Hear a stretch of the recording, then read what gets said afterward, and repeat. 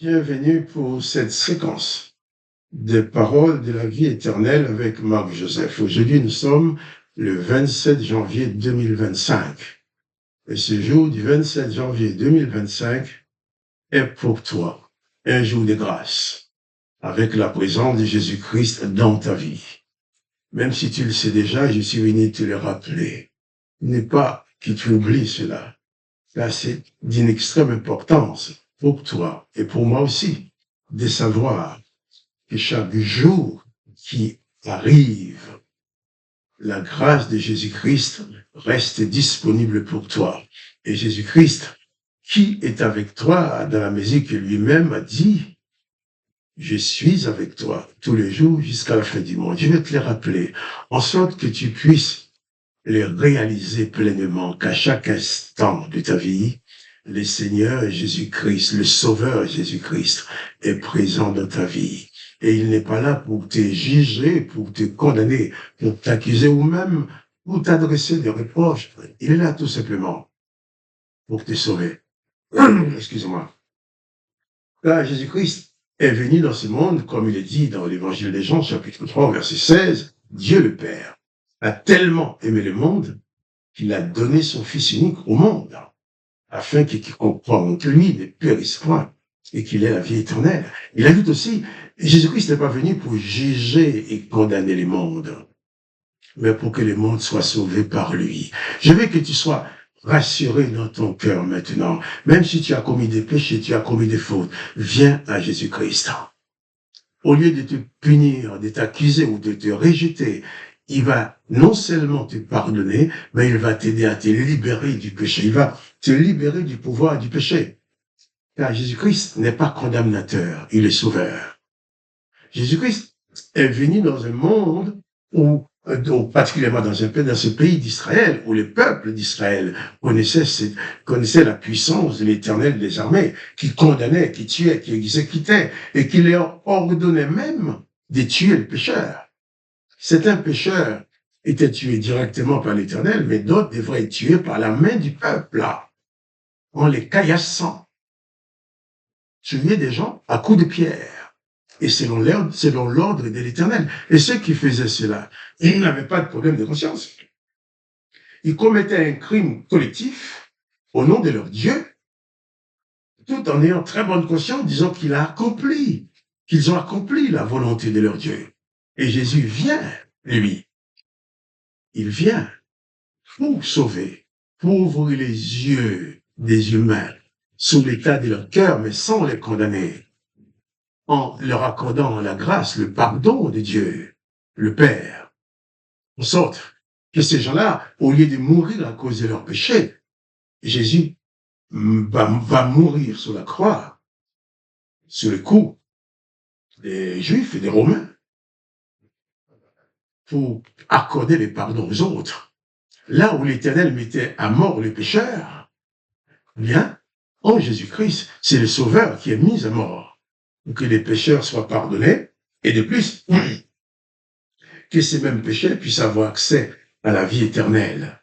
Comme il est dit dans l'Évangile de Jean, chapitre 3, au verset 16, « Car Dieu a tant aimé le monde qu'il a donné son Fils unique, afin que quiconque croit en lui ne périsse point, ne soit pas condamné, mais qu'il ait la vie éternelle. » Et ce texte va continuer en disant, bien, Dieu le Père n'a pas envoyé son Fils dans le monde pour qu'il juge le monde, mais pour que le monde soit sauvé par lui.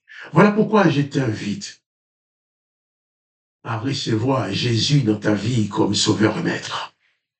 En sorte que quoi qu'il puisse arriver, tu puisses avoir la ferme assurance dans ton cœur, dans ta vie, que Jésus-Christ est avec toi. Car il dit à ceux qui croient en lui, je suis avec vous tous les jours, jusqu'à la fin du monde.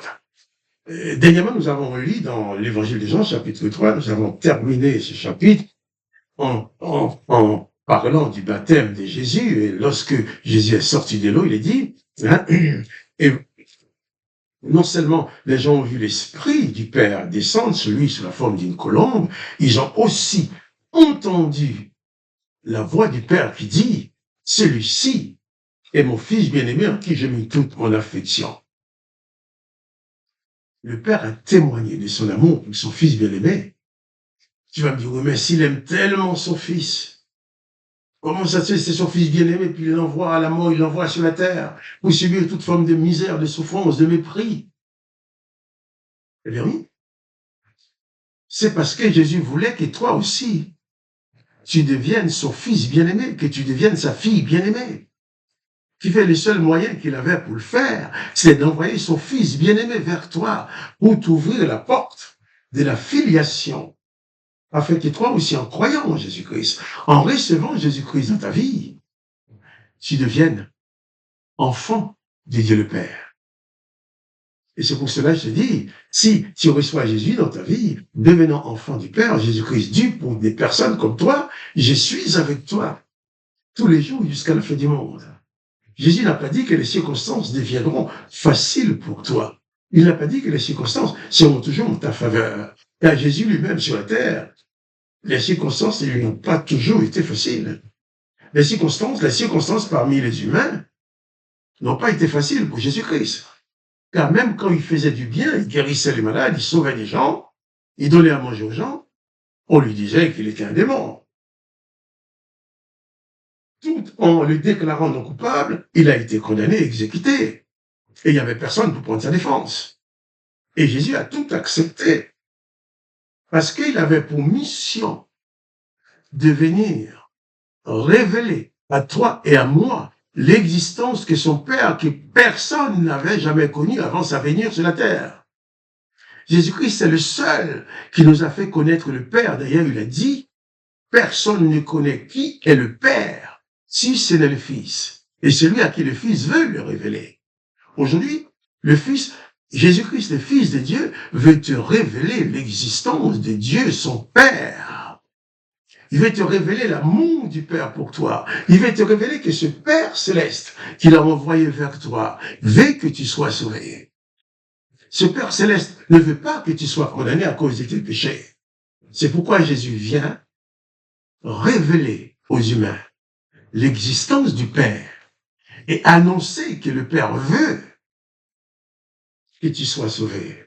Car il est écrit dans Jean chapitre 6 aussi, il est écrit que Jésus-Christ est venu sur la terre pour accomplir la volonté de celui qui lui a envoyé, à savoir le Père.